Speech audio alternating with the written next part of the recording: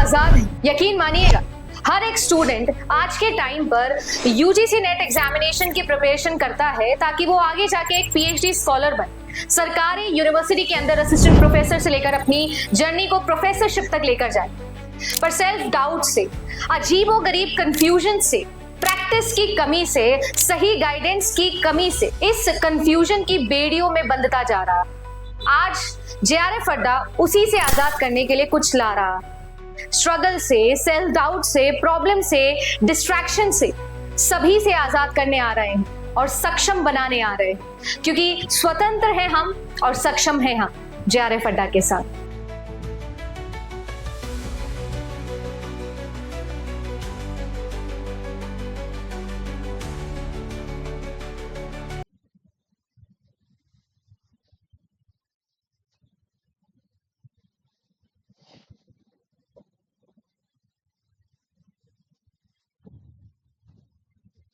Hello everyone, welcome back to JRF Adda. कैसे आप सभी लोग? मेरा नाम शीतल है और मैं आपके पॉलिटिकल साइंस के एजुकेटर हूँ और ये रहा मेरा क्वालिफिकेशन, आप लोग देख पा रहे होंगे।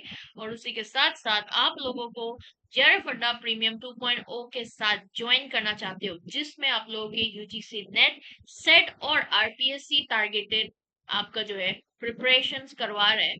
तो 2025 के लिए, जिसमें आपके मोस्ट ऑफ द एग्जाम जो है वो दिसंबर में है, तो ये जो लाइव फाउंडेशन बैच है, बेसिक से लेकर एडवांस लेवल तक ये ज्वाइन कर सकता है, जिसमें ये सारे जो फीचर्स यहाँ पर दिया हुआ है, आप लोगों के लाइव क्लास, आपके जो है क्विज, पीडीएफ, आपके doubt clearing sessions, PYQ solving sessions, ये सारे कुछ जो है वो मिलने वाला है। तो इसलिए आप लोग ज्वाइन कर सकते हैं प्रीमियम 2.0 के साथ। ऑलराइट, और उसी के साथ साथ 15% डिस्काउंट भी चल रहा है, जो आज यानी कि 17th ऑफ अगस्त जो है ये लास्ट डेट है। तो ये 15% डिस्काउंट को भी आप जो है यूज करके प्रीमियम कोर्स के साथ जुड़ सकता है।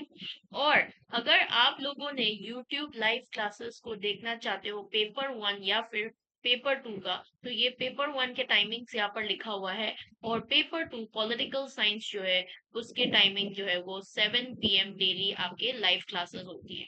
ऑलराइट, अब चलते हैं, हमारे आज का सेशन है जो कि है, आप अगर पीएचडी करते हो इन योर 30s, तो उसमें आपके क्रॉस या फिर कॉन्स जो है वो क्या रहता है, फायदा नुकसान जो है वो क्या रहता है, उसको लेकर जो है स्टडी करेंगे। स्टडी क्या करेंगे, डिस्कशन करेंगे, सिंपल एंड शॉर्ट। ऑलराइट, तो सबसे पहले मैं आप सभी लोगों के साथ इसका पॉजिटिव साइड जो है वो डिस्कस करते हैं। सबसे पहले क्लियरिटी ऑफ पर्पस रहता है। क्लियरिटी ऑफ पर्पस क्यों बोलती हूँ मैं? क्योंकि जब आप अपने 30s में आते हो, तो आपने इतने जीवन जो है वो जी चुके होते हैं, आपको आइडिया लग जाता है कि मुझे किस फील्ड के साथ जो है ज्यादा इंडल्ज रहना पसंद करती हूँ, कौन सा फील्ड जो है जो मुझे आगे लेकर जा सकते हैं, क्या चीज मुझे प्रेफर करना चाहिए। ये जो लाइफ के एक्सपीरियंस जो आपने ऑलरेडी फेस किया ना, उसके वजह से आपका क्लियरिटी ऑफ थॉट जो है वो रहता है। तो जब आपकी मोटिवेशन जो आती है आपके पीएचडी की तरफ चलने के लिए, तो वहां पर आपका मोटिव जो है ना वो पूरा क्लियर होती है और ज्यादा स्ट्रॉन्ग यानी कि मजबूत भी होती है। ऑलराइट, और सेकंड पॉइंट मैं डिस्कस करना चाहूंगी मेच्योरिटी एंड डिसिप्लिन को लेकर। जब आप पीएचडी करते हो ना, तो एक थॉट प्रोसेस में मेच्योरिटी आना, क्योंकि it's all about academic field, है ना। और दूसरी चीज एक डिसिप्लिन बहुत ही ज्यादा जरूरी है। तो आपको हर एक चीज को लेकर डिसिप्लिन होना, फोकस होना और इमोशनली रिसिलेंट होना, आपके अर्ली 20s में जो आप फेस करते हो उससे ज्यादा फोकस, डिसिप्लिन ये होना बहुत जरूरी है, क्योंकि आप लोगों ने 5 साल के लिए रिसर्च करना है। ठीक है, लॉन्ग टर्म रिसर्च है, एक टॉपिक के साथ आप जीना है, रोज सुबह उठना, सोना, हर चीज जो है वो इस टॉपिक के साथ ही आपको रहना है। ठीक है, बहुत सारे अप्स एंड डाउन्स भी आते हैं पीएचडी में, तो ये सारे चीज जो है ना आप लोगों को मेच्योरिटी और डिसिप्लिन होगा, फोकस होगा, तभी आप पीएचडी कर सकते हो। और ये जो चीजें हैं आपके 30s जब आते हो ना उस टाइम में होती है, रादर देन आपके 20s में। ऑलराइट, क्योंकि यहाँ पर मेच्योरिटी जो है थोड़ा कम होती है, इमोशनली बैगेज होती है, बहुत सारे चीजों को लेकर चलती है ना। तो इसीलिए 30s में ये सारे चीज जो है वो क्लियर आउट हो जाता है तब। प्रोफेशनल एक्सपीरियंस, अगर आपने कहीं पे काम करा है, ठीक है।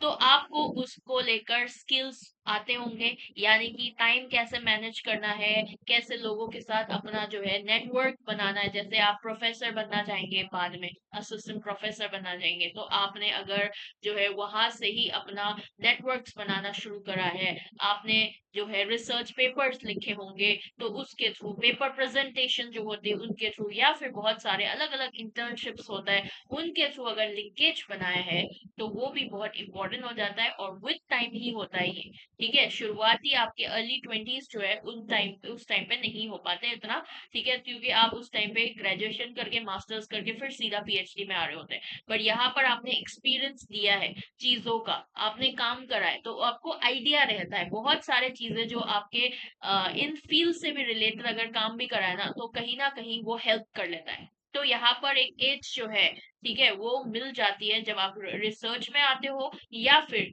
करियर अपॉर्चुनिटीज की तरफ आते हो। Alright, next thing is networking and connection. जब आपका प्रोफेशनल बैकग्राउंड अगर होंगे, तो ये अलाउ करता है अपने आप को रिसर्च के साथ कनेक्ट करने के लिए, अपने इंडस्ट्री आसपास के जिस तरीके का पॉलिसी चल रहा है, जिस तरीके का स्कीम चल रहा है, तो उसमें अप्लाई करना, उसमें काम करना, वो ज्यादा आप लोगों के लिए आसानी हो जाता है। Alright, next is perspective on work life balance. क्या पर्सपेक्टिव रहना चाहिए? बहुत सारे लोग, अगर मैं मेल की बात करूं, तो इस टाइम तक ना वो चाहेंगे कि वो फाइनेंशियल इंडिपेंडेंट हो, और हो भी सकता है फाइनेंशियल इंडिपेंडेंट, कहीं से वो काम करके आ रहे होंगे और उनको वो रोजमर्रा की जो जिंदगी है वो पसंद नहीं आ रहे होंगे, तब वो डिसाइड कर लेते हैं पीएचडी में जाना।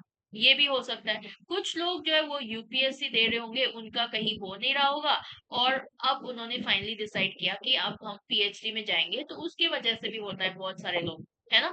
तो और फीमेल के पर्सपेक्टिव पे अगर बोले, तो 30s के टाइम पे ऑब्वियसली शादी वगैरह ये सब चीजें आती है, एक फैमिली भी संभालनी होती है, उसके साथ साथ आपके पर्सनल लाइफ जो है, जो आपकी एकेडमिक लाइफ है, उसको भी। तो आप किस तरीके से अपना पीएचडी को अप्रोच करते हो, बैलेंस बनाते हो पर्सनल और प्रोफेशनल लाइफ के बीच में, और इसको जो है यहाँ पर मेंटेन करके चलना जो है ना, वो आपका एक वर्क लाइफ बैलेंस है वो बनाते हैं। बट ये आप अगर 20s में करते हैं, तो आप ना परेशान हो जाओगे, ये भी करना है, वो भी करना है, ये चीजें वो चीजें, उसको मैनेज आउट करने में ही ना मतलब सब कियोस हो जाएगा। Next thing is career pivot opportunities. अगर आप एकेडमिया में अगर शिफ्ट करना चाहते हो, रिसर्च, थिंक टैंक, या फिर कोई भी स्पेशलाइज रोल की तरफ, तो पीएचडी करना एक इम्पोर्टेंट फॉर्मल ब्रिज के तरह जो है वो काम करते हैं, ठीक है। तो ये इम्पोर्टेंट चीज जो है ऑब्वियसली 6 वाला जो पॉइंट है ना, इसको आप याद करना अच्छी तरीके से।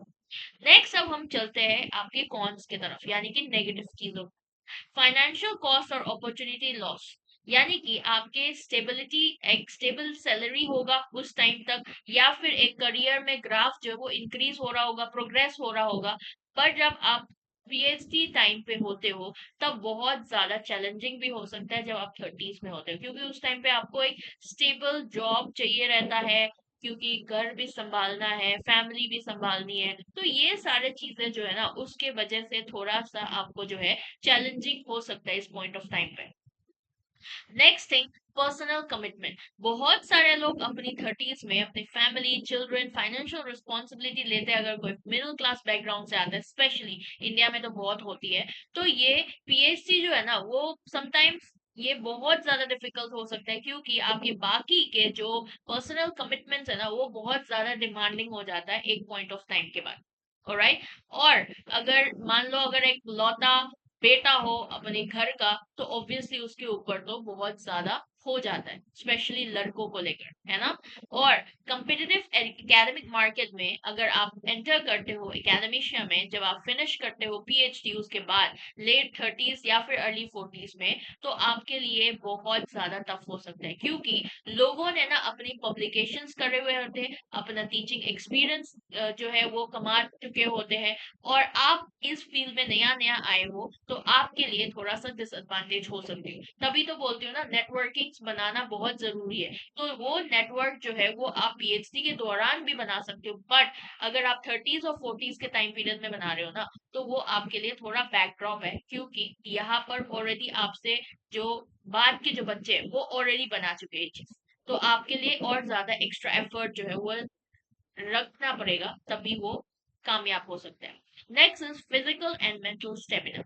कोई भी पीएचडी जब करते हैं आपके कोई भी एज में, वो बहुत ज्यादा स्ट्रेसफुल होता है, और आपके फैमिली के साथ भी मैनेज करना इमोशनल बैगेज भी हो जाता है, और आपके वर्क हेल्थ में थर्टीज में वो कुछ ज्यादा ही हैवी लग सकती है। तो ये भी एक फेनोमेना है। Next thing is delayed career progression. अगर आप एम कर रहे हो कि आप एक टाइम तक आपके जो है रिसर्च जो है वो खत्म होकर आप दूसरे एरिना में चले, तो वो जो कुछ टाइम ही बचे रहेगा आपके लिए आगे के प्रोफेशन में जाने में, तो इसलिए इस टाइम आपके जो है डिले करियर प्रोग्रेशन भी हो सकता है।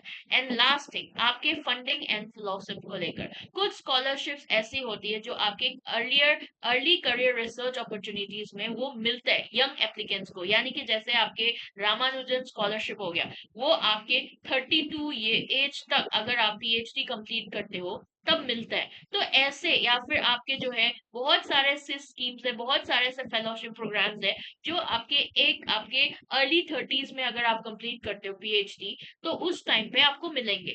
पर अगर मान लो आपने अर्ली थर्टीज में ही शुरुआत किया है, जैसे मान लो आपने 30 के एज में ही पीएचडी करना शुरू किया है, तो आपको 5 साल लगेगा खत्म होने में। तो 35 में तो ऑलरेडी वो इंटर्नशिप या फिर जो भी आपका फिलोसफी है वो तो निकल गया। तो इसमें जो है आपको जो है यंगर एप्लीकेंट्स को ज्यादा फायदा मिलता है, ये भी देखने को मिलता है। तो ये भी एक नेगेटिव चीज है। तो इसीलिए डिसाइड करना जो भी आपको लगता है सही कि मुझे थर्टीज में पीएचडी में एंटर करना चाहिए, नहीं एंटर करना चाहिए, अपने हिसाब से डिसीजन जरूर लेना। बाकी फैमिली का सपोर्ट हो तो जरूर करना चाहिए, और अपने पाथ को खुद चूज करके फॉलो करना चाहिए। और इसी के साथ साथ ऑफलाइन क्लासेस यूजीसी नेट दिसंबर 2025 के साथ जुड़ना चाहते हो तो पेपर 1 में 50% ऑफ, और पेपर 1 पेपर 2 में 25% ऑफ जो वो चल रहा है। इंग्लिश की क्लासेस में भी आप लोग ज्वाइन कर सकते हो, यहाँ पर नंबर दिया हुआ है, क्वेरी नंबर, इसमें इंक्वायरी कर सकते हो।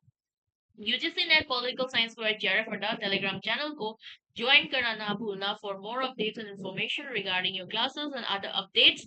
Thank you so much for watching.